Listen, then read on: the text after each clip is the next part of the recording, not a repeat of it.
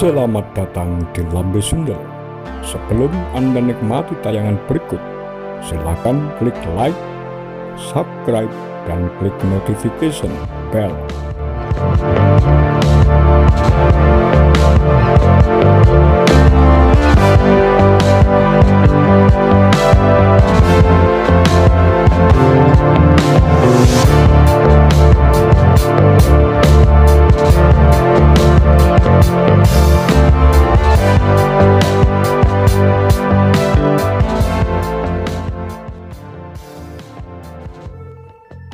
Saat Islam dan komunis harmonis.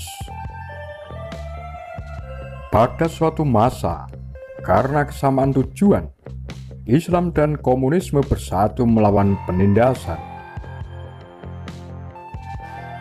Islam dan Marxisme merupakan dua hal berbeda, bahkan bertentangan. Islam adalah agama yang ajarannya dapat diterima dan atau ditolak berdasarkan iman atau kepercayaan. Sedangkan Marxisme sebagai suatu teori ilmiah yang diterima atau ditolak berdasarkan penalaran rasional dan objektif. Kebenaran agama bersifat absolut, sedangkan kebenaran teori ilmiah bersifat relatif yang bersifat hipotesis. Demikian M. Dawam Raharjo, Rektor Universitas Proklamasi 45 Yogyakarta, menyampaikan makalahnya pada diskusi Islam dan Marxisme di Serambi Salihara 11 Desember 2013. Menurut sejarawan dan pemimpin redaksi majalah Historia, Boni Triana, pertanyaan yang mencuat dalam menelaah kaitan Islam dan komunisme di Indonesia seringkali berada di seputar mengapa di daerah Banten dan Silungkang, Sumatera Barat, dua daerah yang mayoritas penduduknya Muslim fanatik, bisa sekaligus menerima kehadiran Partai Komunis Indonesia (PKI). Paham Marxisme di bawah Hans Nevlin, seorang sosialis Belanda yang datang pada Februari 1913. Dia dipecat oleh Partai Buruh Sosial Demokrat (SDAP) karena bergabung dengan Partai Sosial Demokrat (SDP) yang kelak menjadi Partai Komunis Belanda (CPN).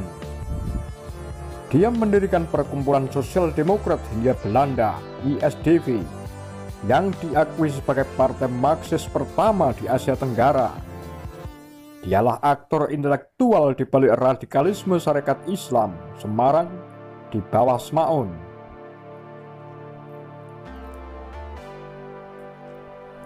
Sementara itu, Sarekat Islam sebagai organisasi Muslim dengan jumlah anggota terbesar di bawah pimpinan Cokro Aminoto menjadi organisasi moderat dan berhubungan baik dengan pemerintah kolonial.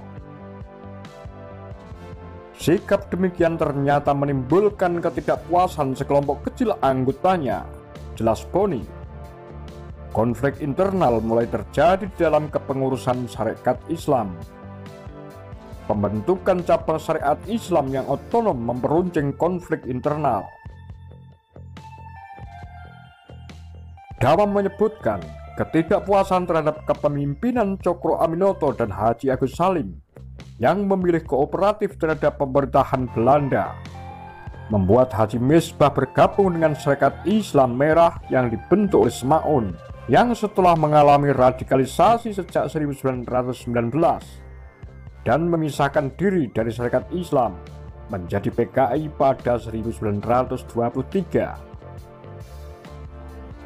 Cokro dan Salim memilih menempuh politik moderat karena ingin menjaga persatuan perjuangan sebagai politik kebangsaan.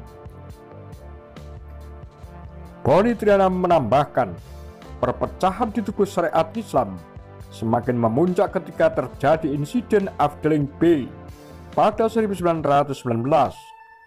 yaitu perlawanan Haji Hasan Dilalas Garut yang menentang pembayaran pajak padi.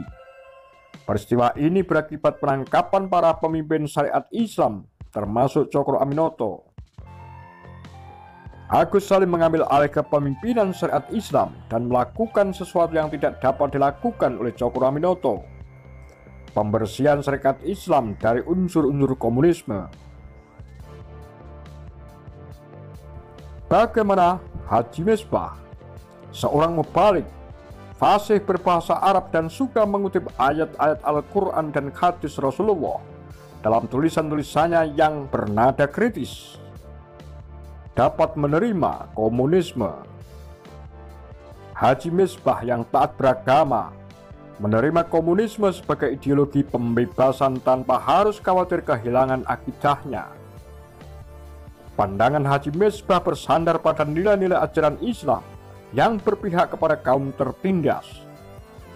Inilah titik temunya dengan ajaran Marxisme yang diperkenalkan oleh Hans Nevlin. Misbah dalam Raharja menambahkan, menangkap Islam sebagai agama yang revolusioner yang dalam sejarah Nusantara telah menimbulkan pemberontakan-pemberontakan lokal yang bertema pembebasan. Dari situlah pikiran Misbah bertemu dengan ideologi komunisme.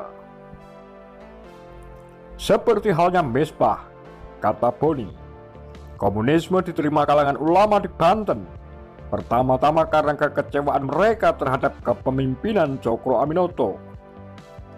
Terlebih, Syarikat Islam Banten dipimpin oleh tokoh moderat Hasan Jayadiningrat. Tokoh Syarikat Islam yang memainkan peran penting dalam perkembangan komunisme di Banten adalah Kiai Haji Ahmad Khotib, menantu Kiai terkemuka Haji Asnawi Caringin.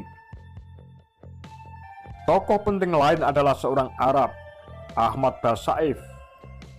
Dia bersama Puradi Sastra dan Tubagus Alipan menjadi pionir gerakan yang mengkombinasikan Islam dan komunisme di Banten.